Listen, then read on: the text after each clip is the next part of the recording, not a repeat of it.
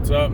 It's Travel Chronicles, chapter 37, back for the first Monday in August.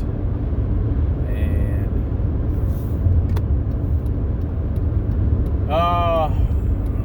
pretty exciting weekend. A lot of stuff going on. And I'm starting to realize now that if I want to take a break or relax, I need to do it like in the first half of July. That's probably the last weekend where I'm going to have like a couple of days off, maybe. So I may have. The kids are planning their own stuff now on Saturday. So, and Sunday I've already earmarked as a day where I need to mow grass, and it'll be a long day. So, and there's also a possibility that Mom will get out of the hospital this week, or out of rehab,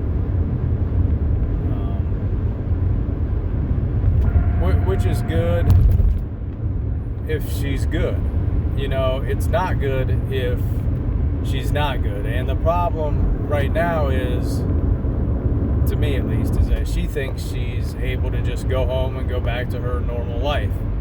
You can see in the back I got some stuff to take out there today, because I mean, here's the deal, and I don't know how well she's going to understand this, is that if she can't live on her own, then she can't be on her own.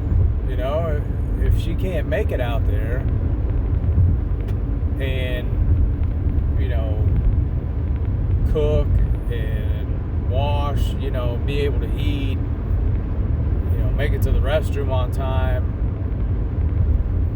she can't live by herself. And there's a point that's going to come in, probably everybody's life where, things are just going to not work like they used to, and where you need help. And she's at the point now where it's beyond what we're capable of doing. And it's, things don't line up, right? Because normally, if you got a 90-year-old parent, you're 70, maybe 60, right? I'm in my 40s. I've got kids that are in school, in high school. If my kids were out of school, if I didn't have to deal with that, if, my wife was at home and, our kids were grown, maybe it's not a big deal. I think back to my Aunt Desi that used to take care of my Grandma Smith. Yes, I mean, she just lived with them, but it was just them. It was just those three, and he was retired, she was retired, and they could stay there, and, it wasn't overburdening. Like, I'm still working. Dina's at home, but the kids are in school, so, what do we do? It's not the ideal situation for us. And if I want to take her somewhere, if I have to take her to a doctor's appointment or something, I got to take off of work to do that. So, it's not real convenient by any means. But, I don't know if there's ever a time it's convenient, but, certainly when you're this much out of sync, time-wise, age-wise, it makes things even harder. That's what I found out. And I don't know. So, and she doesn't help the situation any, because she's not fighting to like stay in the place or transition to the retirement home side of it. And even if it takes, what she has left in the bank and the house, that's fine. I would rather just do that and have her be somewhere where she can be taken care of, and eventually COVID will be over and we'll be able to see her. And that would be fine for me.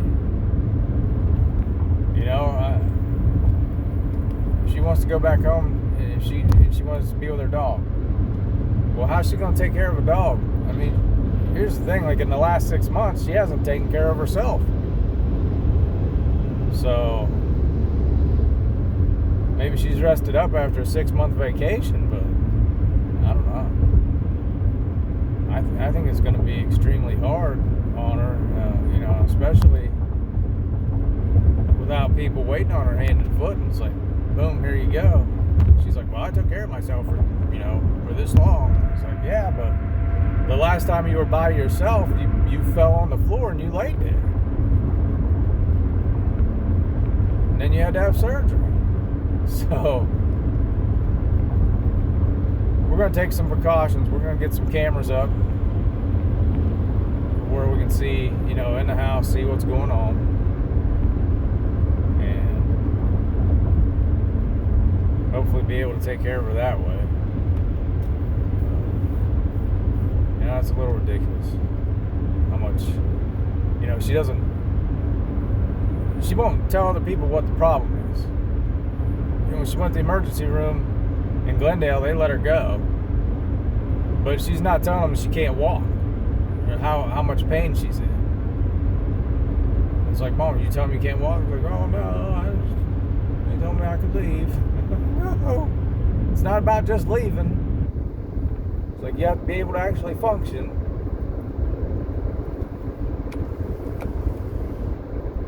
And there's not people to take care of you. I mean, there is down there. Yeah, you have to pay for it, but there's at least people to take care of you. I mean, I don't want her to die from lack of nutrition or something. I mean, that'd be terrible.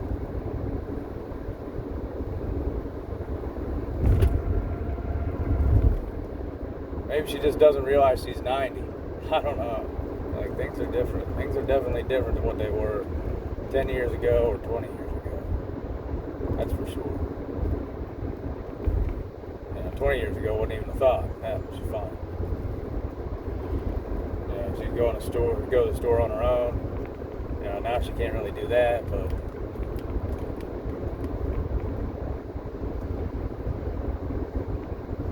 she could make it to the store kind of, somebody else took her. I don't think she can do that now either, especially now with the pandemic. She's not going to the store.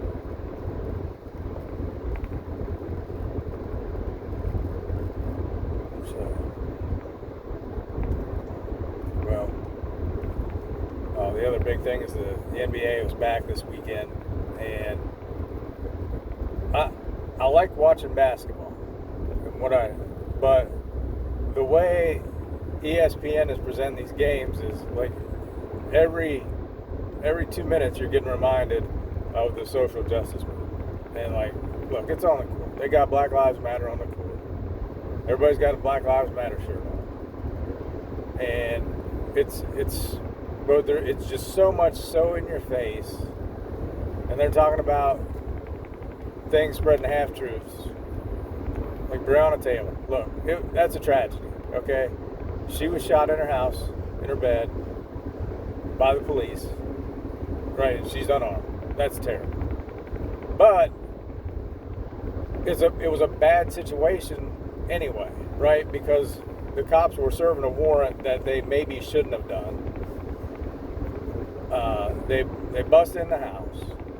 Her boyfriend opens fire on the cops, defending himself, completely fine, right? Because he don't know who's breaking in his house.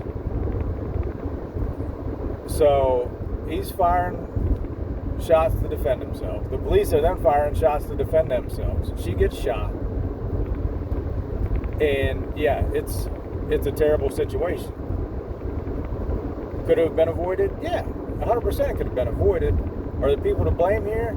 Yeah. Is it criminal? I doubt it. I honestly doubt it. I doubt it to the point where it's like, well, it's not like they just walked in the door and just shot her right in bed. Okay, there was a gunfight, and she happened to get shot. Now, they haven't released body cam footage of it, so or there is none, which is shady, right? The whole thing doesn't look good at all. Sometimes if it walks like a duck and quacks like a duck, it's a duck. But the problem is, you still have to have the evidence. You still have to abide by the law. And the police acted within the law. And the boyfriend acted within the law. And she got shot. But it was just a horrible situation. And I think they've corrected that. And that's all you can do. It's just like, okay, the no knock warrant thing is done. You're not going to do that. And like, look, if you knock on the door, it's like, hey, we got a warrant to search the place. You know, you give people like, you know, so many minutes. You know, like, all right, we're coming in. We're knocking the door down. We're coming in. And then, you know, you go in and then you can search. You know, but I mean, you've at least alerted them to your presence, told them who you were, what you're doing, showed them the warrant, go about your business. But the NBA is just shoving this right in people's faces every 2 minutes, and like I said, half-truths, and the way that they're dealing with people, because there's been a couple people stand, right, for the anthem. Everybody was kneeling, a couple people have stood, Greg Popovich stood, which he was in the military. So, I mean, I think that's understandable, right? Like, but anybody that stands, they're just nitpicking the crap out of them. You had a black player stand, claim it was, you know, religious, and then Myers Leonard stood. And I'm not sure what his claim was, but I know that he didn't play in the game after that. So, and he's white. So now it's like, well, we're going to retaliate against the white guy maybe if he stands. And look, NBA, you're a business first, right? I appreciate the social justice movement and everything, but you got to understand, like, white people don't want to be told what to do, especially tangentially, right? Like, if it's your boss or somewhere where you're working and you're getting paid and there's an exchange, like, yes, you will do what you're told, or you're in the military, yeah, you do what you're told. But just outside, somebody telling me I'm supposed to do something, oh man, we got a problem with that. Right? Oh, hey, you need to wear a mask. Oh, there's a lot of people who have a problem with that. and they will nitpick and bust your argument, and then it becomes about breaking your argument down rather than doing what you're trying to tell them to do. You know, this isn't, you can catch more flies with honey than you can with vinegar, and you got a whole pot of boiling vinegar here that you're trying to push on people, and they're not going to take it. So, like, I hope the whole kneeling thing was just like for the opening weekend and things kind of go back to normal, but I doubt it, and I think it's really going to be bad for the NBA. I think you're going to have two factions because the people who are on your side are already on your side, right? They're already with you, okay? The object now is to get other people who are outside that circle to come into that circle, and the way that you're doing it right now, you're just going to push those people further and further away. You know, it's not a good model. One, for your business. Two, to help the cause. All right, well, that's all I got this morning. Be careful. Stay COVID free. Later.